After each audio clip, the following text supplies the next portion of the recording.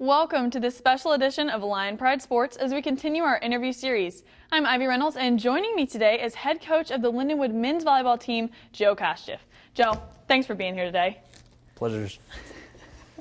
Okay, so we're just going to jump right into it. I kind of want to know a little bit of background on you. So from GA to assistant to now head coach, can you walk me through a little bit of your journey here at Lindenwood? Yeah, it's kind of been a whirlwind. Upon completing my playing career, I was asked to be a graduate assistant here, and I thought it was a good opportunity to get into coaching. It was initially something that I didn't think was going to be my career path, but doing grad school and coaching at the same time, it started to become a realization that it's a passion of mine that I wanted to do. And after 2.5 years of being the graduate assistant, I got the opportunity to become the assistant coach. And it was kind of nerve-wracking a little bit last year at times, but I'm glad that I got the opportunity to become the head coach here.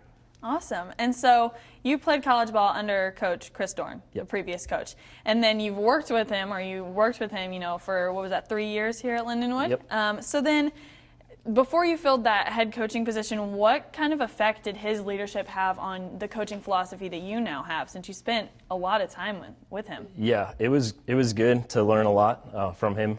Through playing, you learn some things, and then it was even more of a greater experience just trying to pick his brain at times, when we're in the office, just, bouncing ideas off of him as far as offensive philosophy, defensive philosophy, things like that. Just trying to piece together what I would want to keep in my own coaching philosophy and, things that I might want to change. And for me, that's kind of what your own coaching philosophy is all about. You kind of take your own stuff and, plug and pull out whatever you don't want from those coaches, and, you just kind of coordinate it in your own.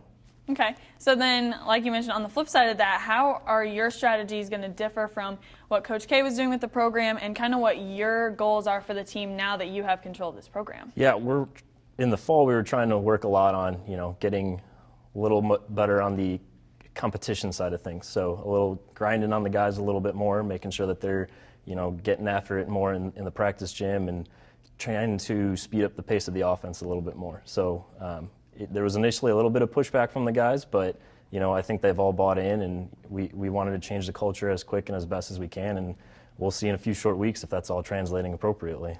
Of course, and so some notable returners for you guys. Sam Schindler obviously got multiple awards last year from the MIVA and Off the Block. He was a freshman, so he's young for you guys. Yep. Mike Chard, Ryan Vorderer, powerful seniors coming back that have played a role in the past. Can you tell me a little bit about the dynamic of the spread of talent from younger guys to older guys? How does that work on the court? Yeah, it's kind of unique. For Vorderer, we're kind of looking forward to him being the defensive leader back there, take control of the backcourt. And then as far as offensively, we're kind of young everywhere except for the outside, and so we're looking for the experience on those pins to hopefully lead those younger guys in the right direction. We really don't know who's going to be on the floor yet for most of the positions, so again, it's open competition, and we're kind of excited to see what dynamic we bring out on the floor this year. Awesome. And so then what are you expecting from some of your freshmen that you have coming in? What do you have, four freshmen? Yes. Yeah. So can you tell me a little bit about the roles that you're looking for them to fill position-wise and what you kind of lost last year and how they're going to translate into this role? Yeah, we're looking for them to just kind of step in and, like I said, open competition. We like to see them compete day in and day out, and they provide a little bit of depth that we need at those positions. So, we've been dealing with a couple small nagging injuries in the fall, and we want them to be ready as best they can if they need to be on the floor in their freshman year. Okay. So then for those who don't know, the MIVA is technically a Division I conference, even though we are a Division II school here. Yes. So you're playing teams that are Division I caliber, whether that's Ohio State or Ball State. So tell me a little bit about your strength of schedule, because it seems that, last year you guys played Hawaii, you've played a couple of notable Division I teams. So tell me about your strength of schedule and how that works. This year we were a little late into the non-conference scheduling, so we have a couple quality opponents there for sure. We're not going to take any of those teams lightly. We don't have that luxury. Each night of our conference schedule, there are essentially no off days. We have the last 4 national champions in our conference, 2 with Ohio State and 2 with Loyola. So top to bottom, it's a competition no matter what. And the good thing about our scheduling is our guys know that right away that we're going to need to go hit the ground running, and they know that there are no off days. So we know that we need to bring it every single night, and they're up for the challenge. Okay. So then men's volleyball, that's not really something that people in Missouri are always totally familiar with. It's becoming a growing sport. So can you tell me a little bit about, you guys have somewhat of a fall season, kind of, but spring is when you really start to kick it off. Can you tell me just kind of how that year spreads out for you? Yeah, we kind of have 132 days that we have to count back from the championship. And so we kind of base that off of when we could start our spring schedule, and whatever days are remaining from there is when we could kind of delegate the rest of those in the fall season.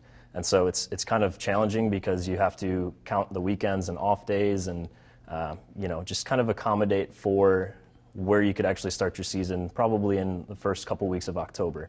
And then from there, we could kind of piece together individuals, weight schedule, anything that we need in regards to getting prepped. And then we have 4 fall dates that we could have as well. So we went to Lewis this year for our conference preview. We went to Indianapolis. We hosted a tournament, and then we had our black and gold scrimmage.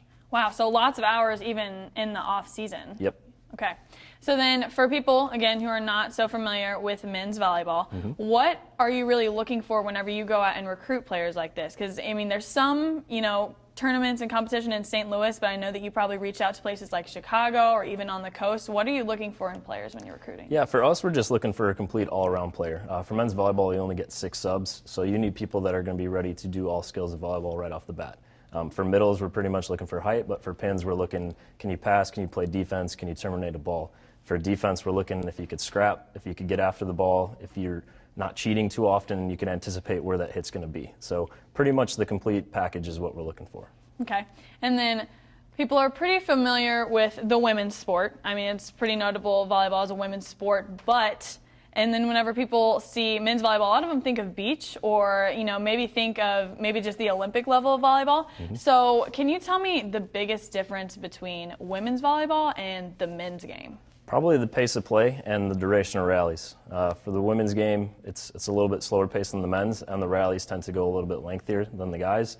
Guys, you're lucky if you get past a pass set hit, more or less. So shorter duration of rallies, it's more or less, trying to end the rally as quick as possible because there's not a lot of ball control on the men's side as there is the women's side.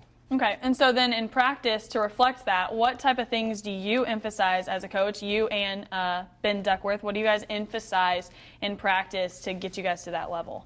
Most importantly, controlling the serve and pass game. If you can control the serve and pass game, you're kind of setting yourself off in a good direction. And then outside of that, it's kind of more or less fine-tuning the offense, making sure that we could go ahead and run the offensive sets that we want to run, making sure that we could be in the best defensive position as possible, and trying to get that serve and pass game under control.